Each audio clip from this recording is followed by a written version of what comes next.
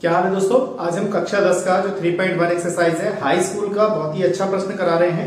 देखिए ये क्वेश्चन हमारे पास है, रूट के पदों में है और बच्चा रूट को देख के ही डर जाता है। तो रूट को देख के नहीं डरना है। यहाँ पे मैं आपको बहुत आसान तरीके से सिखाऊंगा क्योंकि ये पेपर में ज्यादातर पूछा गया है, इसको कैसे करते हैं और रूट वाले क्वेश्चन ज्यादा पूछे जाते हैं। ठीक है दोस्तों, तो हमारे कक्षा 10 का लेसन नंबर 3 का 3.2 एक्सरसाइज का क्वेश्चन नंबर हमारा पहले का 5वां पार्ट है। इसको कैसे हल करते हैं वीडियो में बने रहिएगा क्योंकि ये आपके लिए बहुत इंपॉर्टेंट हो सकता है क्योंकि यूपी बोर्ड 2025 के लिए महत्वपूर्ण प्रश्न है। ठीक है, महत्वपूर्ण प्रश्न है, इसलिए आप इसको केयरफुली देखेगा। तो आप मुझे जानते हैं, मेरा नाम है साकेत और आप देख रहे हैं मेरे चैनल साकेत वाला मैथ। चलिए शुरू करते हैं। तो क्वेश्चन हमारे पास क्या है, हमारा देखिए 3.2 एक्सरसाइज है। हमारे पास ये क्वेश्चन दे रखा है √2x प्लस का √3y बराबर कितना है, हमारे पास 0 दे रखा है और दूसरी समीकरण दे रखी है √3x माइनस का √8y बराबर कितना है, 0 है। हमारे पास इक्वेशन फर्स्ट है और इक्वेशन क्या है, 2 है। और हमें कौन सी विधि से हल करना है, प्रतिस्थापन विधि से हल करना है। और प्रतिस्थापन विधि मैंने आपको बताया है, प्रतिस्थापन विधि जो है हमारी कैसे होती है, मैंने आपको बताया कि x का मान y के पदों में और y का मान x के पदों में निकालते हैं। चाहे आप समीकरण नंबर 1 से निकालें चाहे समीकरण नंबर 2 से निकालें।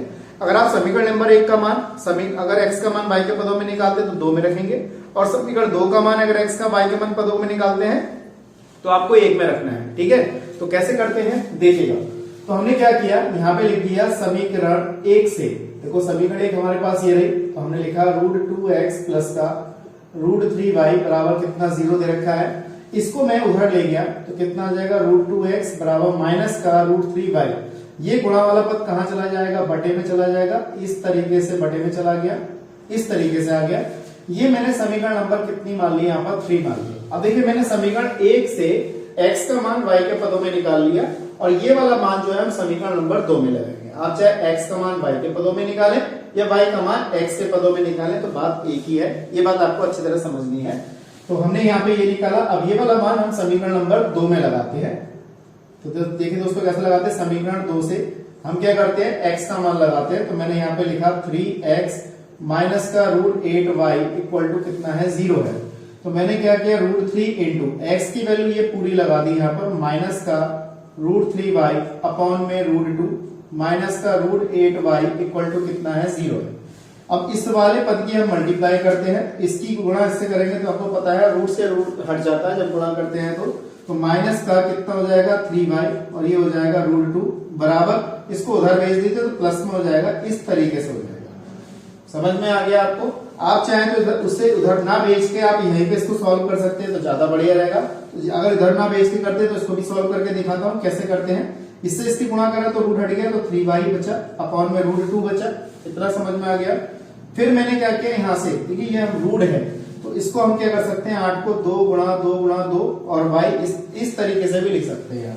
मैंने आपको कंफ्यूजन ना हो इसलिए आपको बता रहा हूं। तो कितना हो जाएगा, माइनस का 3y अपॉन में √2 माइनस का ये कितना, देखिए वर्गमूल से जोड़े वाली संख्या बाहर आती है, इस तरीके से ये बाहर आ गया और बराबर कितना, 0। एक रूट हमारा जो 2 है वो रूट के अंदर ही रहेगा क्योंकि उसका जोड़ा नहीं बनना है। फिर हमने क्या किया, इसमें हमने यहाँ पे 1 मान लिया। आप चाहे तो एलसीएम ले सकते हैं, यहाँ पे मैंने एलसीएम ले लिया। रूट से रूट हट गया, यहाँ पे क्या बचेगा, माइनस का 3y। यहाँ पर कुछ पद नहीं तो इसकी गुणा इससे हो जाएगी, तो 2√2 इंटू y इंटू √2 ऐसे और बराबर कितना, 0। इस वाले पद की इससे गुणा कर देंगे हम। ठीक है, अब हमने हमारे पास कितना है, 3y है। रूट से रूट हट जाएगा तो यहाँ पे 2 बचेगा और 2 हमारे पास पहले से है 4y अपॉन में कितना, √2 बराबर कितना, 0 रहेगा। यहाँ पे 1 मान लेंगे, ये कितना हो जाएगा हमारे पास, माइनस के 7y। ठीक है दोस्तों, माइनस का कितना होगा, 7y होगा अपॉन में √2 बराबर कितना, 0 हो जाएगा। 1 मान के क्रॉस मल्टीपल कर लिया, माइनस का 7y इक्वल टू इसकी गुणा इससे करेंगे तो 0 हो जाएगा। आप चाहें तो मैं एक लाइन बढ़ा के लिख सकता हूं इस तरीके से। ठीक है, जब इसकी गुणा इससे करेंगे तो 0 हो जाएगा और ये वाला साथ ध्यान भेज दीजिए 0 में। तो y का मान कितना आ गया, 0 आ गया। अब हमने y का मान तो ज्ञात कर लिया प्रतिस्थापन विधि से। अब हम x का मान ज्ञात करते हैं प्रतिस्थापन विधि से। तो कैसे करते हैं, ये y का मान 1 में 2 में या 3 में लगा दीजिए तो आपको सारे मान पता चल जाएंगे। हमने क्या किया, y का मान समीकरण नंबर 3 में लगा दिया। देखिए यहाँ पे लिखते हैं समीकरण 3 में y बराबर 0 रख देंगे। यहाँ पर x माइनस का √3y इंटू √2 हमारी समीकरण नंबर 3 है। इस y की जगह लगाते हैं माइनस का √3 और y की जगह 0 अपॉन में √2। अब इसकी गुणा इससे करेंगे भाई 0 हो जाएगा, देखिए 0 आ गया और बटे में √2 है। अब जब √2 की गुणा 0 से करेंगे भैया वो भाग में है, जब डिवाइड करेंगे √2 से तो वो भी क्या हो जाएगा 0 हो जाएगा। तो ये वाला मान क्या आ गया 0 आ गया।